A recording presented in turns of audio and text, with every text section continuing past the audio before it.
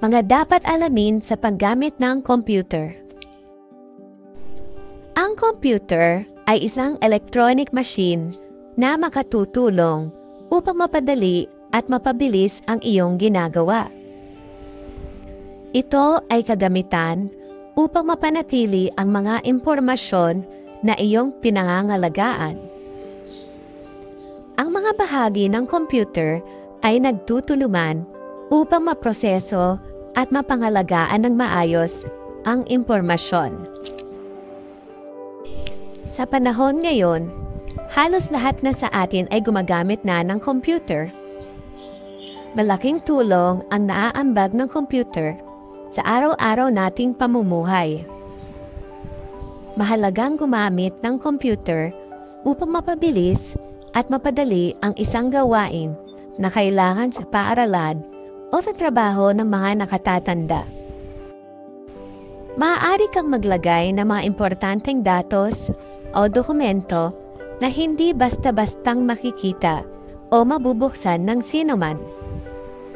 Makatitipid ka sa oras at mas magiging produktibo sa paggamit ng computer, lalo na kung may iba ka pang gawain na dapat gawin sa bahay o sa paaralan. May iba't ibang uri at sukat ang computer, tulad ng personal na computer at laptop. Ang mga ito ay tinatawag na computing devices. Ang personal na computer at laptop ay may pagkakaparehas sa bahagi at accessories. Ang paggamit ng computer ay bahagi na ng araw-araw na pamumuhay ng mga tao. Sa pamamagitan ng teknolohiya, nagagawa ang iba't ibang gawain tulad ng pagsusulat, pagsasaliksik, at pakikipag-ugnayan sa kapwa. May mga batayang operasyon sa computer na dapat malaman mula sa pagbukas ng computer hanggang sa pagsagawa ng mga dokumento. Ito ay dapat malaman upang magamit ng maayos ang computer para sa pang-araw-araw na buhay. Mga batayang operasyon sa computer. On at off. On. Bubuksan ang computer para magsimula ng paggamit. Off. Isasara ang computer kapag tapos na sa paggamit. Ang pinakaunang hakbang na dapat matutuhan bago makagawa ng isang dokumento sa iyong computer ay ang pagbukas at pagsarado nito. Ang power button ay matatagpuan sa bawat computing device. Matatagpuan ito sa harap o likod ng system unit ng desktop computer at sa gilid o ibabaw naman ng laptop o tablet. Ang power button sa computer ay pinagsamang simbolo ng I at O. Ang I ay kumakatawan sa power on, habang ang O ay kumakatawan naman sa power off. Sa pagpindot ng isang beses sa power button, mabubuksan nito ang computer sa pamamagitan ng pagbigay ng power supply sa iba't ibang bahagi nito. Sa pagsara naman ng computer, mainam na hintayin magsara muna ang lahat ng software program bago pindutin muli ang shutdown sa start menu ng desktop computer o laptop o power button sa tablet. Sa makabagong mundo ng teknolohiya, nararanasan ng mga tao ang paglalakbay patungo sa kaalaman at pangunawa sa mga bagay na nakapaloob dito. May iba't ibang uri ng computer. Ang bawat isa ay may espesyal na gamit at kahalagahan sa ating pang-araw-araw na buhay.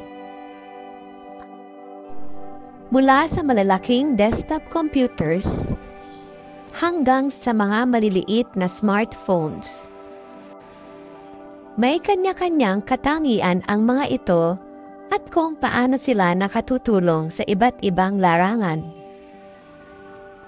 Sa pag-unawa sa mga computer, nagkakaroon ng mas malalim na pangunawa sa teknolohiya na nagbibigay daan sa pakikipag-ugnayan, pagkatuto, at paglago sa mundo ng digital na panahon.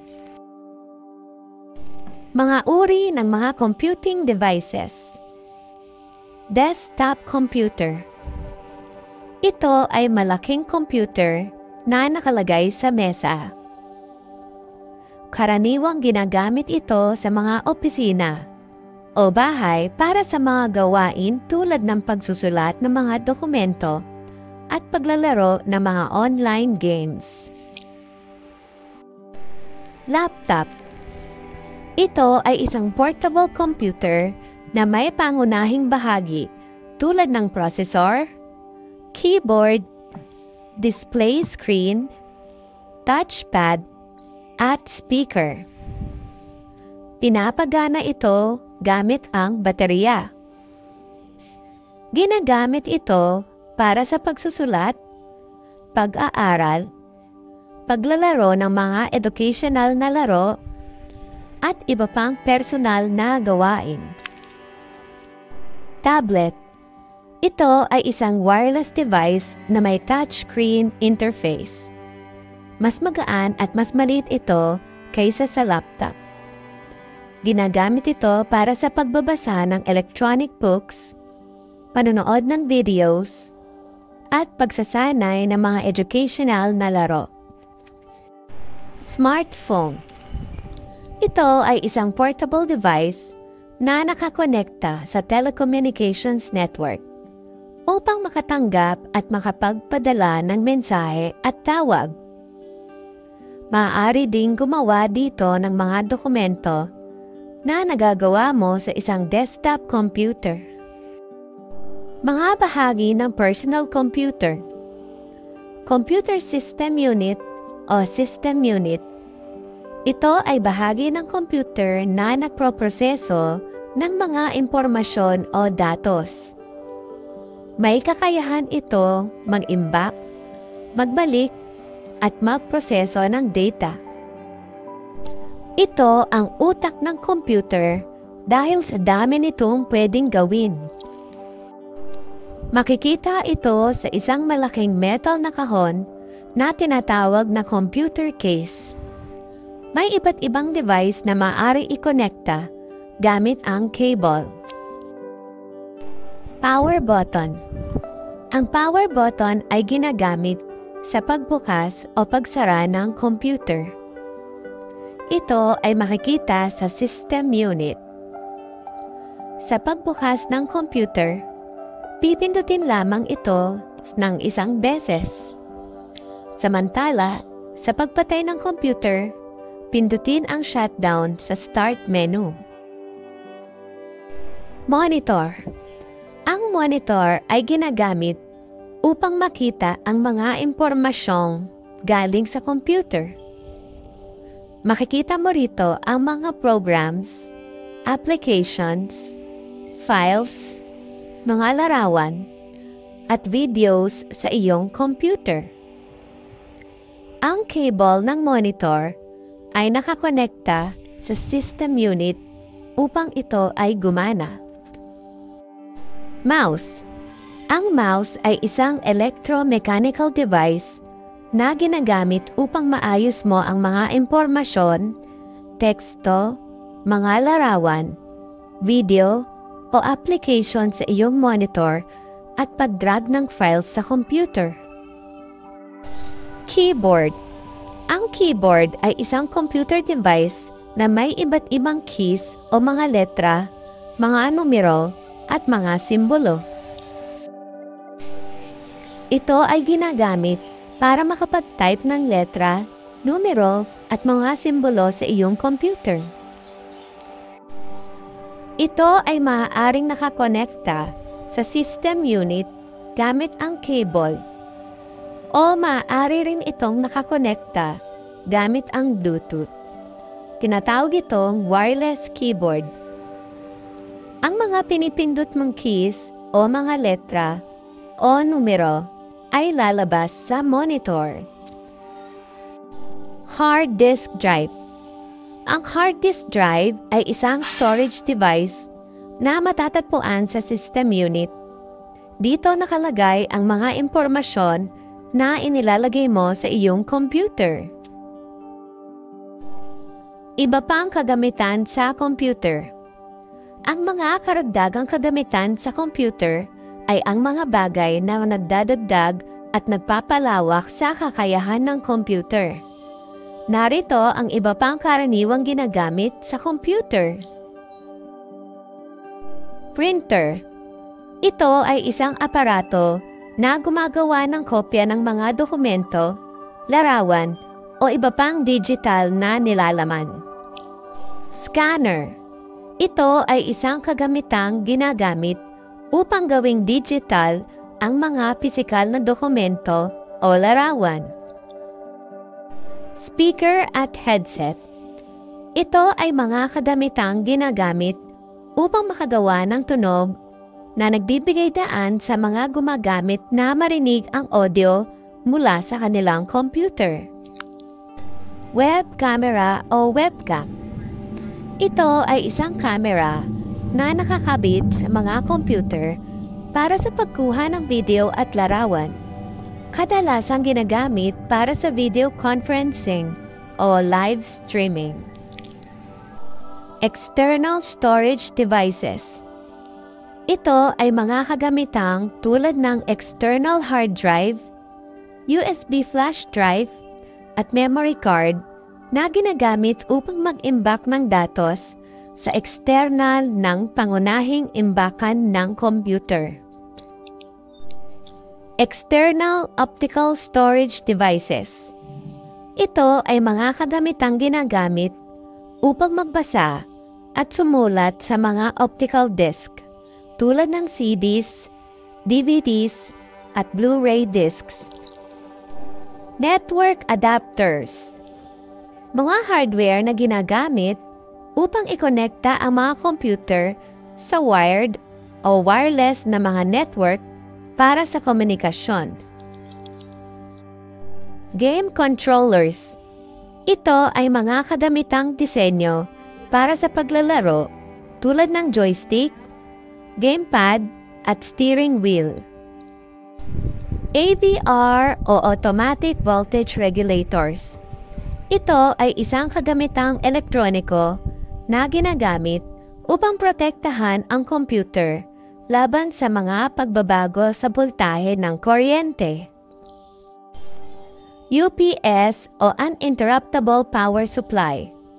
Ito ay isang backup na aparato na nagbibigay ng emergency power sa isang computer kapag nawalan ito ng pangunahing kuryente. Barcode scanners. Ito ay mga kagamitang ginagamit upang mag-scan ng mga barcodes para sa pamamahala ng inventaryo, pagbebenta sa tindahan, at iba pang mga layunin. Mga teknik sa paggamit ng mouse at keyboard. Ang mouse at keyboard ay mga computer device na ginagamit upang makapagpasok ng data o mga impormasyon sa computer. Makokontrol mo ang isang computer gamit ang mga ito. Ang mouse ay ginagamit upang mailipat ang mga files sa iba't ibang folder, mapindot ang mga application o software, magawa ang mga programa sa iyong computer. Samantala, ang keyboard ay ginagamit upang makagawa ng teksto sa iyong computer. Naglalaman ito ng mga letra at numero. Mayroon din itong command keys, symbol keys, at arrow keys. Mga bahagi ng mouse. Ang mouse ay kinakatawan ng mouse pointer o isang icon na hugis palaso na makikita sa monitor at sumusunod sa galaw ng mouse. Sa paggamit ng mouse pointer, ituro ang mouse sa bagay na gustong gamitin sa computer. Pagkatapos, pindutin ang mouse upang mapili at magalaw ang bagay na gagamitin. Meron itong left button, right button, scroll wheel, katawan, at cable na nakakonekta sa computer. Maaari din itong walang cable. Ito ay tinatawag na wireless mouse na gumagana sa pamamagitan ng Bluetooth. Ang left button ay ginagamit sa pagturo, pagpindot, at paggalaw ng mga bagay sa monitor. Your left button is called a left click, and you do this to select items with a single click. Or you can double-click on an icon to start a program on the computer. Ang right button ay maglalabas ng isang espesyal na pagpipilian kapag ito ay pinindot. Using the right button is called a right click. Right-clicking an item or icon will open a pop-up menu with useful options. If you right-click by accident, don't worry. Simply click again with your left button on the screen away from the pop-up menu. Ang scroll wheel ay ginagamit sa pagtaas o pagbaba ng isang dokumento o ng isang website. Use the scroll wheel to see text and items lower down on a page and not yet visible on the screen. Ang katawan ay ginagamit upang patungan ng palad ng iyong kamay. Mga paraan ng paggamit ng mouse. Pointing. Ang pointing ay isang paraan kung saan gumagalaw ang mouse pointer sa computer ayon sa iyong pisikal na paggalaw ng mouse. The computer mouse is a computer input device that controls a cursor on the computer screen. By moving the mouse along a flat surface, you can move your cursor too. Clicking. Ang clicking ay ginagawa upang pumili ng dokumento or programa sa computer. Upang magawa ito, pindutin ng isang beses ang left button gamit ang iyong hinduturo. Clicking. When we press and release any button on the mouse, it makes a click sound. This is called clicking. Students, let's try clicking. Move the pointer and point at any object on the monitor. Press the left mouse button and release it. The object will be selected. Double-clicking. Ang double-clicking ay ginagawa upang makapagbukas ng file o programa sa computer. Double-clicking. Pressing and releasing the left mouse button twice in one go is called double-clicking. Okay, let's try double-clicking. Move the pointer to the computer icon. Double-click on the left mouse button. The computer window will open. Dragging. Ang dragging ay isang paraan upang maglipat ng mga dokumento mula sa isang lokasyon ng computer patungo sa iba pang lokasyon.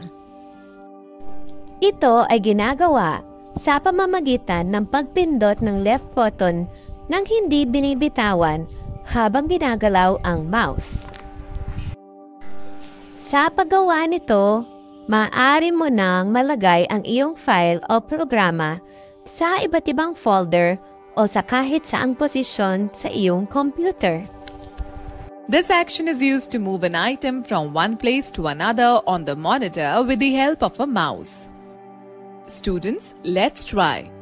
Place the pointer over an item on the screen. Press and hold down the left button. Now move the pointer to the place where you want to place the item.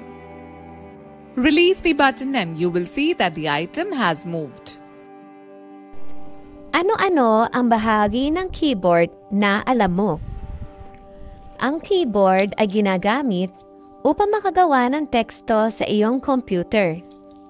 Naglalaman ito ng mga letra at numero. Maaari kang makagawa ng pangungusap sa pamamagitan ng pagpindot ng iba't ibang keys sa keyboard. Maaari ka rin makagawa ng iba't ibang teknik sa paggamit ng keyboard. Mayroong iba't ibang klase ng keys ang computer keyboard. Alphanumeric keys. Ang keyboard ay binubuo ng mga letra mula A hanggang Z at mga numero mula 0 hanggang 9. Maaaring makagawa ng mga salita, pangungusap, o mga numero sa pagpindot ng mga ito. Function keys. Mayroong mga keys na makikita sa itaas ng keyboard na may label na F1 hanggang F12. Ang mga ito ay may iba't ibang mga function depende sa programa na ginagamit mo. Halimbawa, ang F1 ay karaniwang ginagamit para magbukas ng help menu sa maraming programa. Numeric keys. Ang keyboard ay may mga numero mula 0 hanggang 9 na matatagpuan sa gilid ng keyboard. Mayroon din ito mga mathematical operations. Ito ay madalas na ginagamit kapag nagkukwenta o gumagawa ng mga numeric entries tulad ng pagtatype ng mga numero sa spreadsheet. Symbol keys. May iba't ibang symbol keys sa isang keyboard. Ito ay ang mga special signs at mga simbolo na makikita sa kanang bahagi ng keyboard. Ang mga espesyal na character tulad ng exclamation mark, @ hashtag or pound sign, $sign, %sign, caret or circumflex, ampersand, asterisk, left parenthesis at right parenthesis ay makikita kasama ang number keys sa itaas na bahagi ng keyboard. Command keys. Makakagawa ka ng iba't ibang action gamit ang command keys tulad ng pagbura ng letra, pagdagdag ng espasyo, o palakihin ang letra. May 7 command keys na makikita sa keyboard. Ito ay ang spacebar, tab, backspace, delete, shift, caps lock, at enter keys. Sa pagpindot ng spacebar key, madadagdagan ng isang blankong espasyo sa teksto. Dadalaw pa kanan ang cursor o ang kumikislap na linya na makikita sa paggawa ng dokumento. Sa pagpindot ng tab key, malilipat ang cursor pa kanan at madadagdagan ng 5 blankong espasyo. Sa pagpindot ng backspace key, malilipat ng pakaliwa ang cursor o maaari ding magbubura ng mga salita sa kaliwa. Sa pagpindot ng delete key, magbubura ang cursor ng letra o larawan matapos ito i-highlight.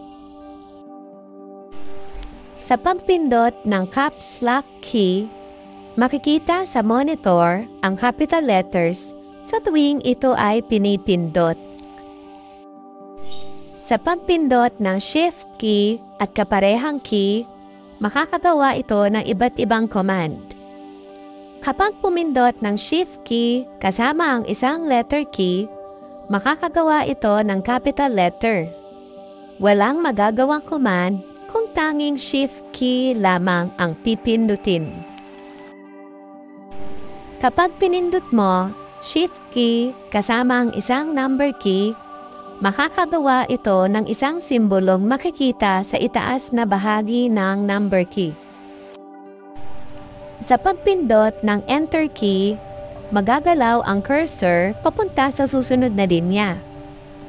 Ang mga katabing letra o numero ay susunod sa linya. Arrow keys. Ang keyboard ay mayroong arrow keys.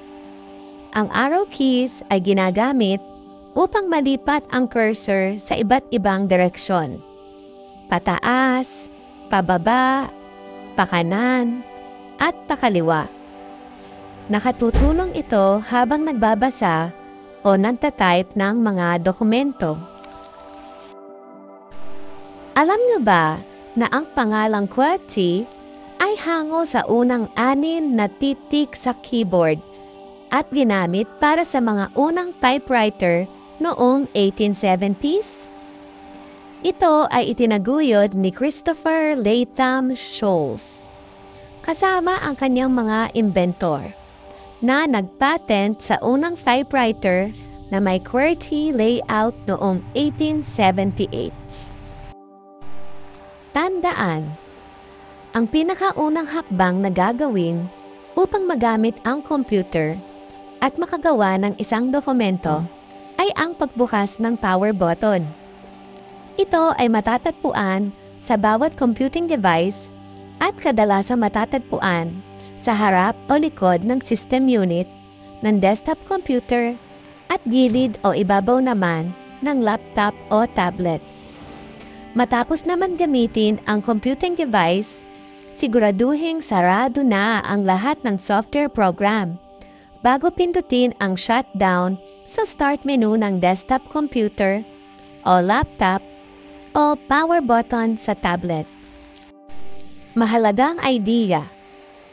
Ang pag-unawa sa kahalagahan ng computer at pagkilala sa mga bahagi at basic operation ng computer ay makatutulong sa maayos at ligtas na paggamit nito